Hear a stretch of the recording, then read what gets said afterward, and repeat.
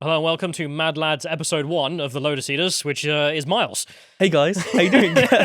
So for people who don't know, this is Lord Miles. I don't know if Lord, how do you say your last name? Miles Routledge. Routledge. A lot of people say Routledge, but at this point I'm not really picky. Right. Should we use Lord Routledge or Lord Miles, which is more appropriate? Yeah, Lord Miles is fine, Smiley, Miley, whichever one you pick. Rightio.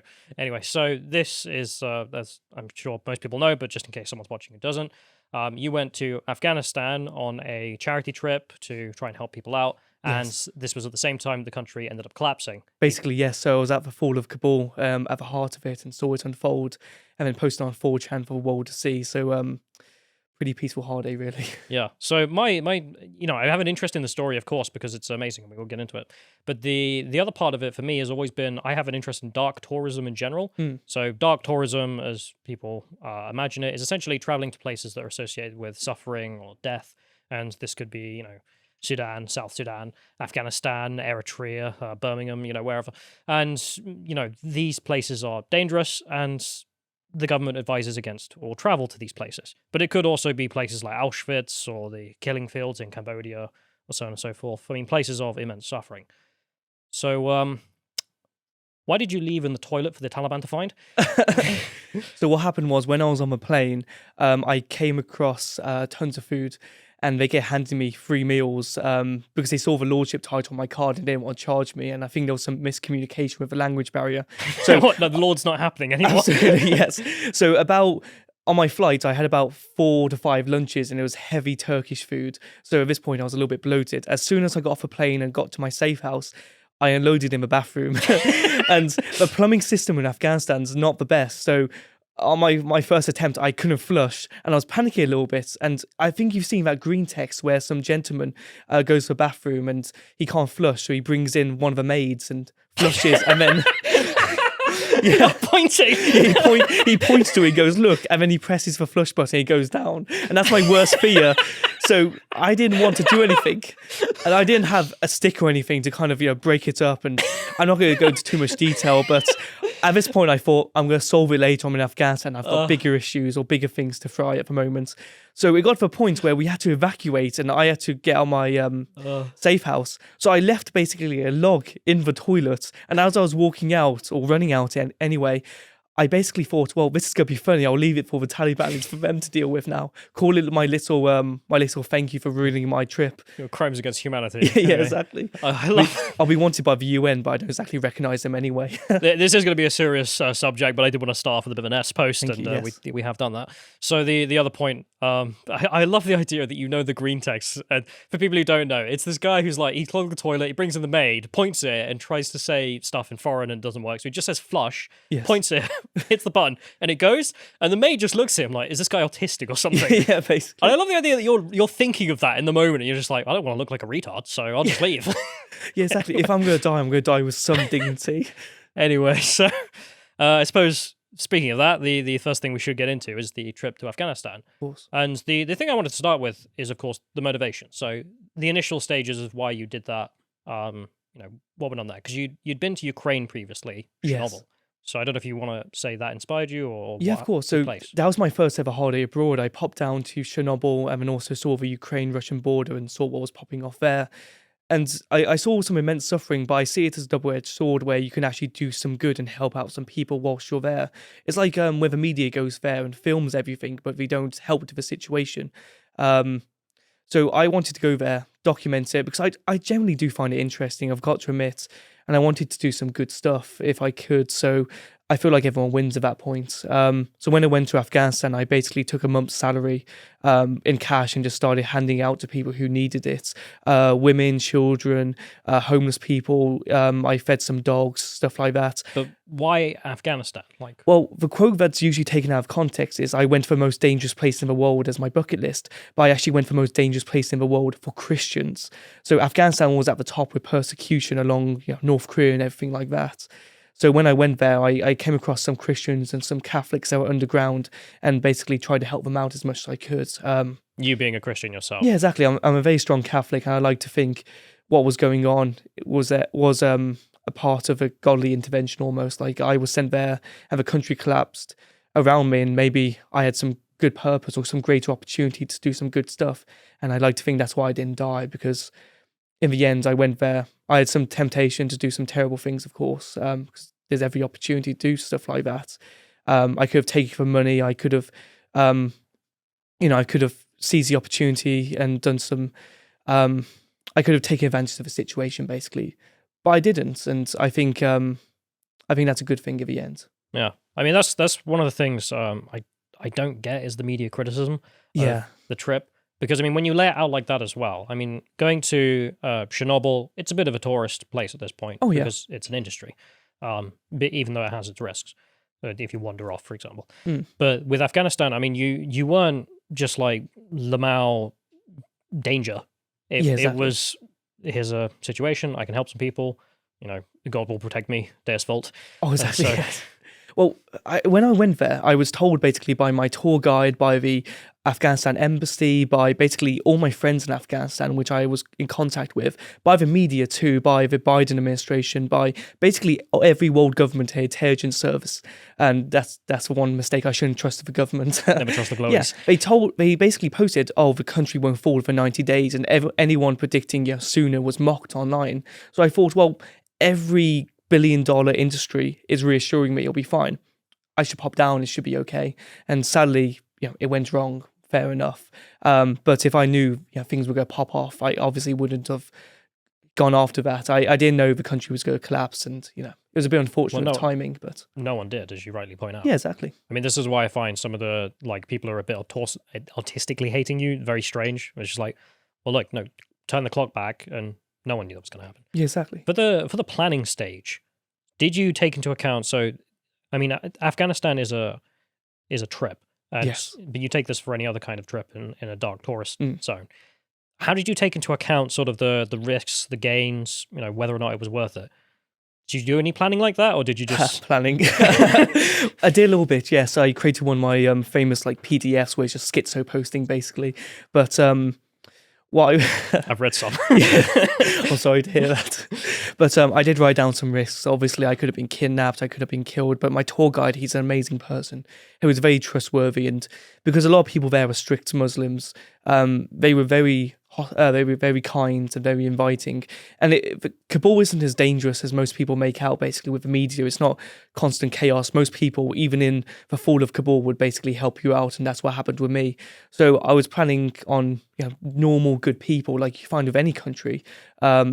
And I found that. I basically planned, if I die, this is what to do. I basically wrote up a will. I had a GPS tracker on me at all times, which basically used the Iridium network. So everyone knew my location. It was disguised like a little keychain.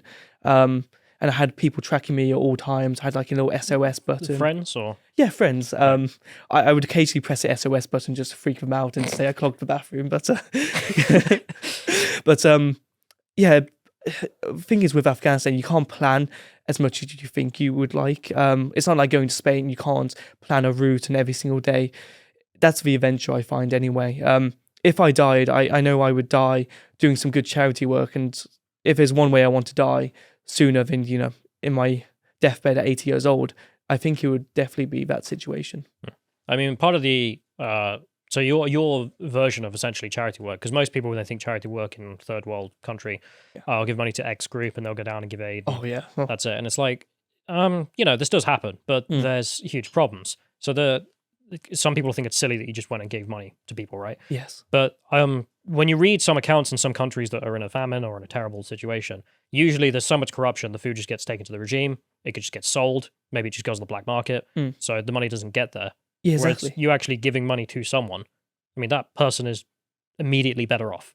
Yeah, exactly. You've actually helped. Because at the same time, if you go to some of these areas that are struggling massively, there are no charities there. They're usually operating on the outskirts and then relying on government infrastructure, which is terrible, of course, to hand out stuff. And it's basically like it's like Chinese whispers. It gets passed down, but it gets distorted and corrupted and everything. So people don't actually get the food they need and all the resources. Like with Afghanistan, I came across several charities, but then I did some investigating, and about 70% of the money doesn't go towards actual people. It goes towards the big millionaire CEOs who run these charities and operations and business expenses. Yeah, exactly. And at the same time, I just thought, why can't I do this stuff? Why can't I maybe form my own charity for the future and do some good stuff? Why should I rely on big mega corporations to do my work for me? If you don't trust the government with your taxes, why would you trust a mega charity? Now, of course, there are some excellent charities out there with some excellent people at the bottom, but overall, I don't like the industry too much. It's not fully Catholic. It's not in line with my beliefs, and I would rather put my life on the line, which I did anyway, and try and do some good stuff. Some people may think it's foolish, but I'm not doing it to impress those people. I wasn't going there to kind of make a scene because I never intended for this blow up at all. I went there to help some people, and even if the world hates me, that's fair enough. I would rather save a few people's lives, help out some people. I don't have a savior complex, but I just want to do some good stuff. And maybe I make some mistakes along the way, but I'm getting better. So how did you? So this is the first couple of days, I assume. You're landing. Yes. You buy a kebab, maybe you go see a thing, but you're still going out and meeting people and handing over cash. How do you decide who to give it to, and what were the first couple of days like? Yeah, so my tour guide, he was amazing. He informed me about the social structures, the hierarchies, and what goes on. So Kabul was actually quite a well-off place in terms of Afghanistan. So a house in central Kabul can actually go for as high as 130 grand. And I'm not talking about near the palace or anything, just a normal shack almost. So I thought I'll find the poorest of the poor. So as we went to Kandahar and also the Pashtu Valley, where the Russians were halted during the invasion back in the day, I came across houses literally made out of sticks. I'm not even joking. They were just bounded together by string and rocks. And when I saw those people, I thought, yeah, we need to help it out. We need to help them out. And my tour guide as well, even though, he's in Afghanistan, he's kind of well off. He was still quite impoverished. He had six children to support, along with many other things, and even he was giving a lot of money. So I think we kind of assessed: are these people good people? Do they seem like they're struggling? Do they have a family to support? And we tried to just give out as much money as we could. Even on the second day, we ran out of money because we saw so many people, and we thought, I want to help them out. So we took out £200 or $200, sorry, out of the ATM, but the ATM ran out. That's how bad the situation was. So we basically gave away all our money to the last penny. So as the country collapsed, I didn't have a single pound on me. Wait, so not even like you'd set aside, right, that's what I'm giving away, this is to be able to do things? Oh, no. You ended up having to give away everything. Yeah, exactly. You felt like I just felt like it. So even during the fall of Kabul, we had some children running by and we just stopped them, and we saw that they were crying and everything, so we assumed the worst and just handed them the equivalent of a month's pay or something like that. And hopefully those children are better off now, eating. I came across several dogs too who had their fur falling off, and their bones were showing. And I have a huge soft spot for dogs, of course. I love the animals. So we bought some food and whatever we could and just gave it to them.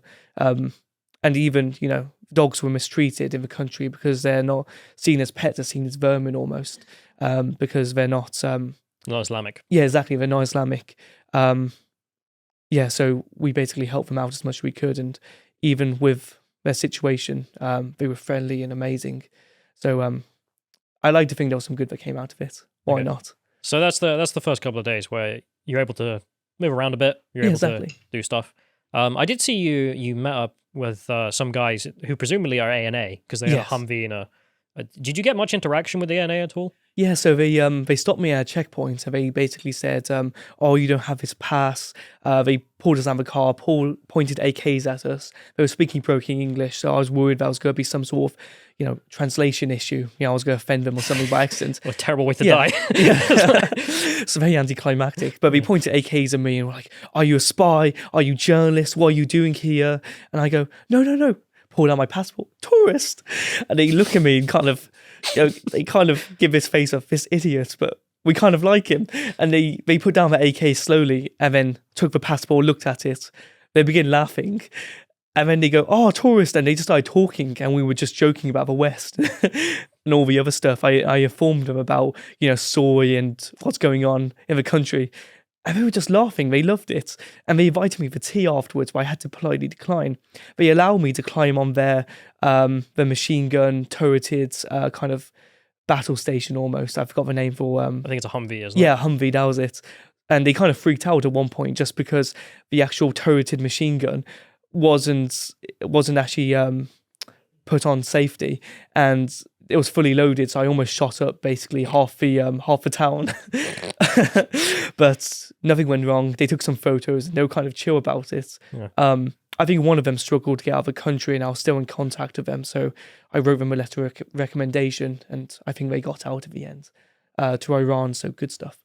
To watch the full video, please become a premium member at lotuseaters.com.